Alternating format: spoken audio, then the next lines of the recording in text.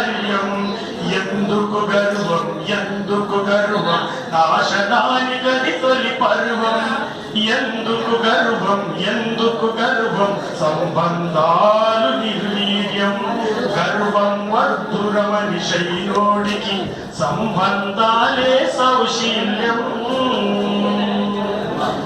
అధికారంతో అహంకారముతో చేస్తావెందుకు దౌర్జన్యం అధికారంతో అహంకారముతో చేస్తావెందుకు దౌర్జన్యం హిట్లర్ వంటి గర్విష్ఠులకి తప్పలేదు మరి పతనం నీకు తెలుసుకోవా చరితం స్వర్గము నుండి వస్తే వదిలెల్లాలి సర్వస్వం మానవత్వము మంచితనమును ప్రతిబింబించుట వ్యక్తిత్వం ఎందుకు గర్వం ఎందుకు